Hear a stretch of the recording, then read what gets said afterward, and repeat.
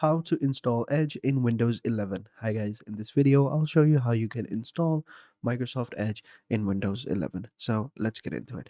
So if you are like me and you've uninstalled Microsoft Edge, or you were thinking about it but you want to also know that whether or not you can reinstall it, well, you can.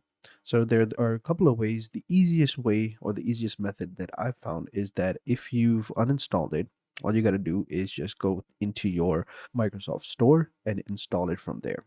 Open up your Microsoft Store, and once you're over here, just simply search for Edge over here and just open up Microsoft Edge browser, and then you can just simply click on install. So as you can see, I have installed it, so I don't need to install it, but if you wanted to, you can just simply type in it and then just simply click on install, and you would have installed the Edge browser in Windows 11. So thank you guys for watching, and until next time, take care and goodbye.